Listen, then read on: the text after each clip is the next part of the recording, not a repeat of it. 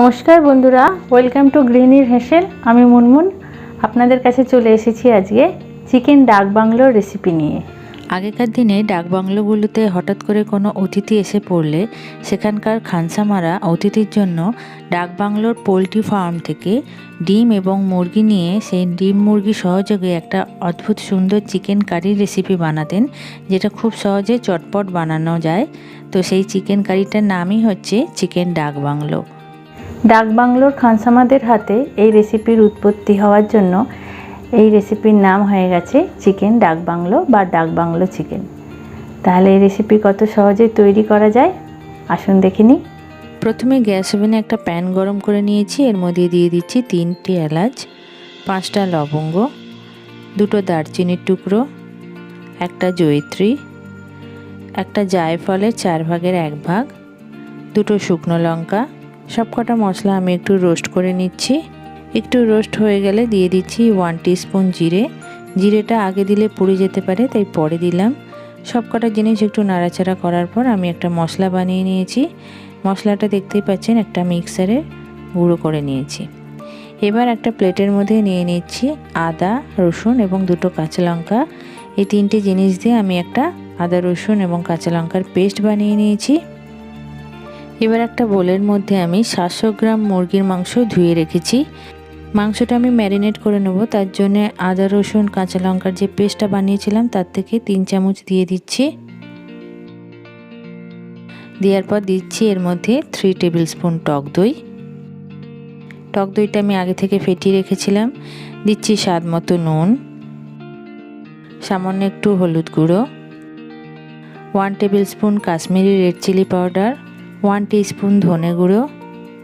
আমি যে ভাজা মশলাটা বানিয়েছিলাম তার থেকে 1 চামচ এর মধ্যে অ্যাড করছি। দিচ্ছি হাফ টিস্পুন চিনি এবং 4 টেবিল স্পুনের মতো রিফাইন্ড অয়েল। রান্নাটা আপনারা সর্ষের তেলেও করতে পারেন। এবার সমস্ত জিনিসটা আমি ভালো করে একটা চামচের সাহায্যে মিক্স করে নিয়েছি। মিক্স করা হয়ে গেলে এটাকে ঢেকে দিয়ে রেখে দিচ্ছি আধ ঘন্টার জন্যে। গ্যাস ওভেনে আবার একটা প্যান বসিয়ে নিয়েছি। প্যানের মধ্যে দিয়ে দিলাম প্রায় 4 টেবিল স্পুনের মতো রিফাইন্ড অয়েল। এর মধ্যে দিচ্ছি অল্প একটু হলুদ এবং অল্প একটু নুন। এবার এর মধ্যে আমি 4টে আলুর গোটা আলু এখানে আমি নিয়েছি। ছোট সাইজের 4টে গোটা আলু আমি এখানে ভেজে নিচ্ছি। আলুগুলো আমার ভাজা হয়ে গেছে, খুব বেশি ভাজবো না, হালকা করেই ভাজবো।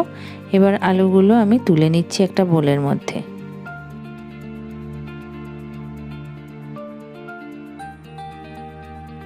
এবার ওই তেলের মধ্যেই আমি 3টে সিদ্ধ ডিম ভেজে নিচ্ছি হালকা করে। ডিমগুলো আমার ভাজা হয়ে গেছে, ডিমগুলো আমি তুলে নিচ্ছি ওই বোলের মধ্যে। আলু আর ডিম ভাজা হয়ে গেলে এটা আলাদা করে রেখে দিচ্ছি। ওই প্যানের মধ্যে দিচ্ছি 2টো তেজপাতা, যেটা আমি ছিঁড়ে দিলাম। দিচ্ছি 3টে মাঝারি সাইজের পেঁয়াজ, যেটা আমি কুচিয়ে রেখেছিলাম। পেঁয়াজগুলো ভালো করে হালকা ব্রাউন করে ভেজে নিচ্ছি। পেঁয়াজগুলো যাতে তাড়াতাড়ি নরম হয়ে যায় তার জন্য একটু 2 মিনিটের জন্য ঢাকা দিয়ে রাখলাম। 2 মিনিট হয়ে গেছে, ঢাকনা খুলে নিয়েছি। আবারও পেঁয়াজগুলো আমি নেড়েচেড়ে ভেজে নিচ্ছি। পেঁয়াজগুলো হালকা ব্রাউন হলে এর মধ্যে বাকি যে মশলাটা ছিল আদা, রসুন এবং কাঁচা লঙ্কার, সেটা দিয়ে দিলাম।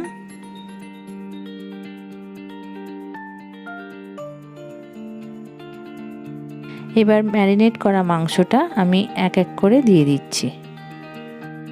মাংসের পিসগুলো সব দেওয়া হয়ে গেলে ভালো করে এটা নাড়াচাড়া করে নিচ্ছি।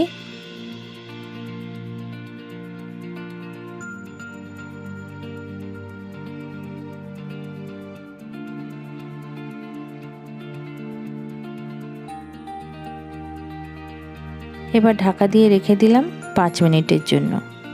5 মিনিট বাদে ঢাকনা খুলে নিয়েছি। দেখতেই পাচ্ছেন মাংস থেকে বেশ খানিকটা জল বেরিয়েছে এবং মশলার তেলটাও ভালো করে বেরিয়ে গেছে। আরেকটু মাংসটা কষে নেব, তার জন্য আরেকটু নাড়াচাড়া করে নিচ্ছি। এরপর এর মধ্যে অ্যাড করছি আগে থেকে ভেজে রাখা যে মশলাটা আমার ছিল, সেই মশলার কিছুটা অংশ আমি ম্যারিনেশনের সময় দিয়েছিলাম, বাকিটা কষানোর সময় দিয়ে দিলাম। বাটিটা ধুয়ে সামান্য একটু জল দিচ্ছি, যেহেতু বাটিটার গায়ে ম্যারিনেশনের মশলা লেগেছিল। আবারও এটাকে নাড়াচাড়া করে নিচ্ছি। ঢাকা দিয়ে দিচ্ছি আরও 5 মিনিটের জন্য। 5 মিনিট বাদে ঢাকনা খুলে নিয়েছি। দেখুন মাংসটা খুব সুন্দর করে কষানো হয়ে গেছে, মাংস থেকে তেল একেবারে ছেড়ে গেছে। তাই এটাকে আর একটু নাড়াচাড়া করে কষিয়ে নিচ্ছি। দেখতেই পাচ্ছেন মাংসটা সম্পূর্ণরূপে কষা হয়ে গেছে, অনেকটা পরিমাণে তেল বেরিয়েছে। তাই আরেকটু সময় ধরে এটাকে কষিয়ে নিচ্ছি। বন্ধুরা, যত ভালো করে কষবেন মাংস কিন্তু খেতে তত সুন্দর হবে। এবার আলুর পিসগুলো দিয়ে দিলাম।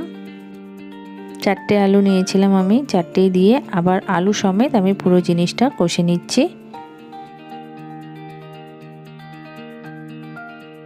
এর মধ্যে এবার দিয়ে দিচ্ছি 1.5 গ্লাস পরিমাণ জল। যেহেতু জলের মধ্যে মাংসটা ভালো করে ফুটে সেদ্ধ হবে, সেই জন্য জলটা একটু দিতে হবে। দিচ্ছি আবারও একটু স্বাদ মতো নুন আর 4টে কাঁচা লঙ্কা। বন্ধুরা, আপনারা যদি বেশি ঝাল পছন্দ করেন তাহলে শুকনো লঙ্কার গুঁড়ো অ্যাড করতে পারেন। ঝোলটা একটু ফুটে উঠলে এবার এটাকে ঢাকা দিয়ে রাখছি প্রায় 20 থেকে 25 মিনিটের জন্য। মিডিয়াম লো ফ্লেমে এতক্ষণ ঢাকা দেওয়া ছিল।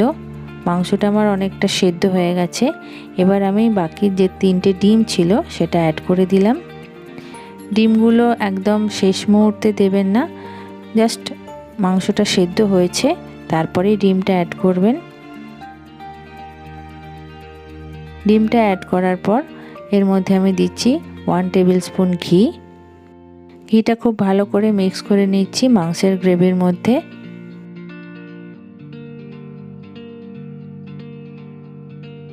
এই অবস্থায় আবারও আমি এটাকে ঢাকা দিয়ে রেখে দেবো মিডিয়াম লো ফ্লেমে 10 মিনিট।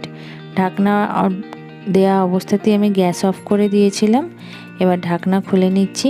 দেখুন বন্ধুরা, আমার চিকেন ডাক বাংলো বা ডাক বাংলো চিকেন তৈরি হয়ে গেছে এবং এটা দেখতেও ভীষণই সুস্বাদু লাগছে।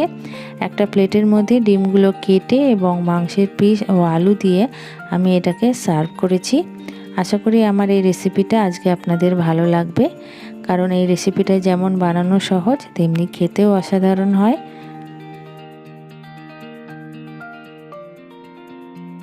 আজকের রেসিপিটা আপনাদের কেমন লাগলো সেটা জানানোর জন্য আমায় কমেন্ট করতে পারেন। ভালো লাগলে লাইক এবং শেয়ার করতে পারেন, আর আমার চ্যানেলটাকে সাবস্ক্রাইব করে চ্যানেলের সাথে থেকে যেতে পারেন। তাহলে আজকের মতো বিদায় নিচ্ছি। আবার ফিরে আসবো নতুন কোনো একটা সুন্দর রেসিপি নিয়ে। সবাই ভালো থাকবেন, সুস্থ থাকবেন। নমস্কার।